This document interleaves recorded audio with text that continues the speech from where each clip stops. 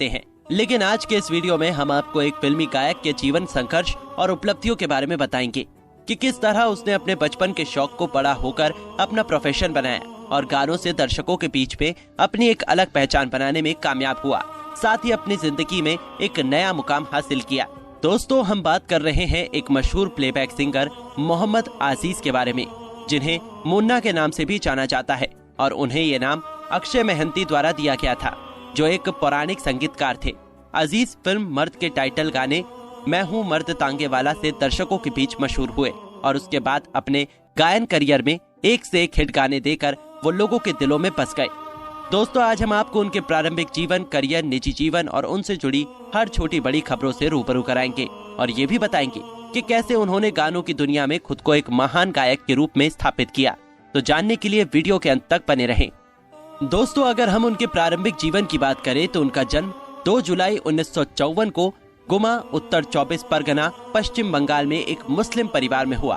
उनका वास्तविक नाम सैयद मोहम्मद आजीज उन नबी था। उन्होंने अपनी स्कूलिंग पढ़ाई वहीं के एक लोकल स्कूल से पूरा किया और आगे की पढ़ाई के बारे में उन्होंने कभी किसी से साझा नहीं किया। वो मोहम्मद रफी से काफी प्रभावित थे। उन्हें बचपन से ही गानों का बहुत शौक था, इसलिए वो बचपन से ही गाना गुनगुनाते रहते थे और बचपन से ही गाना शुरू कर दिया था। गानों में रुचि रखने की वजह से वो अपना करियर गानों में ही बनाना चाहते थे। उन्होंने अपने सिंगिंग करियर की शुरुआत कलकत्ता में एक रेस्टोरेंट में छोटे गायक के तौर पर किया, जिसका नाम था गालिब कलकत्ता। उन्होंने मिनीनी नामक एक उड़िया फिल्म में अपनी पहली उपस्थिति दर्ज की, जो साल 1989 में आई थी।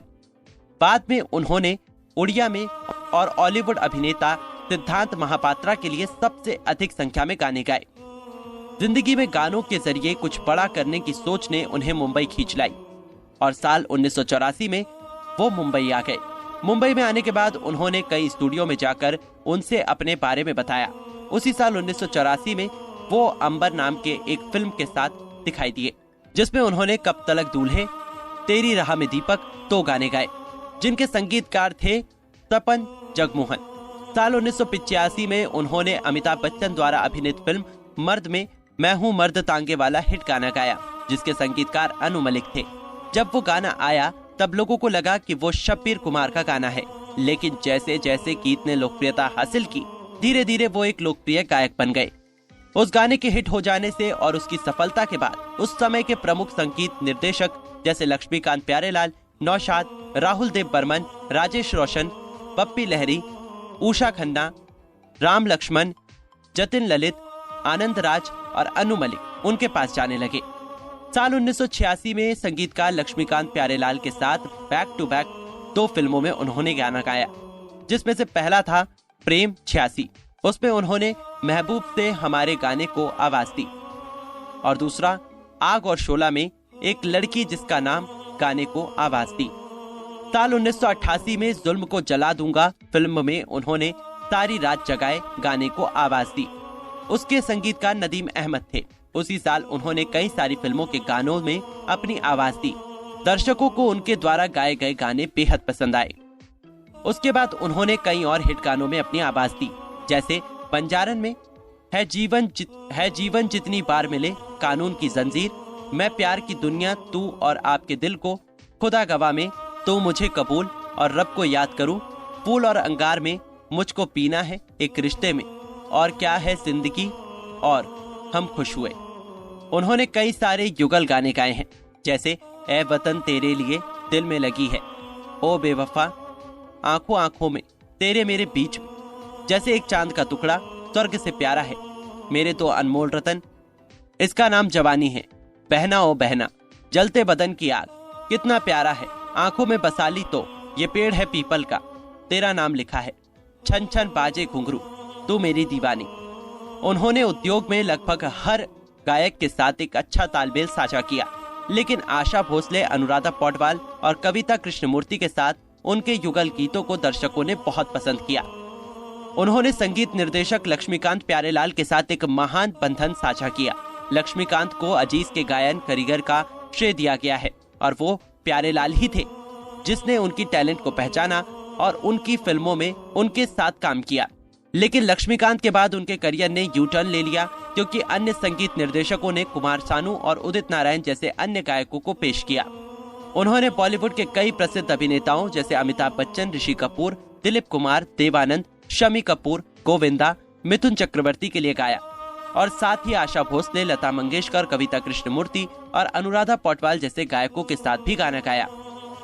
आपको बता दें कि उन्होंने काफी लंबे समय तक ओडिया फिल्म इंडस्ट्री के लिए काम किया और उन्होंने कई निजी एल्बम, ओडिया भजन और ओडिया फिल्मी गाने गाए। जब उनका करियर ऊंचाइयों को छू रहा था तब उन्हें मोहम्मद रफी का उत्तराधिकारी माना जाता था। वो उन गिने चुने सिंगर्स में से एक थे जो 7वें नोट पर गा सकते थे। जैसा उनका एक गाना है, सारे गिले शिकवे भुला के कहो। उन्होंने अपने दमदार आवाज से दर्शकों के बीच अपनी एक लहर छोड़ी थी। 80-90 के दशक में उनके और कई गाने हिट रहे, जिसमें मुख्य रूप से मैं दीवाना ना जाना कब, लाल दुपट्टा, मलमल का, माय नेम इज लखन, मैं तेरी मोहब्बत में, आपके आ जाने से, आजकल याद कुछ और दिल ले गई तेरी ये बिंदिया शामिल है। उन्होंने लगभग 10 भाषाओं में 20,000 गाने गाए हैं और उसमें सैकड़ों भजन और सूफी गीत शामिल है। वो सबसे ज्यादा 3 गानों की वजह से जाने जाते हैं और वो उनके प्रसिद्ध गानों में से एक है। पहला मेरा नाम लखन है, दूसरा आपके आ जाने से और तीसरा मैं करवा तू। अगर हम उनके निजी जीवन की बात करें तो वे विवाहित थे।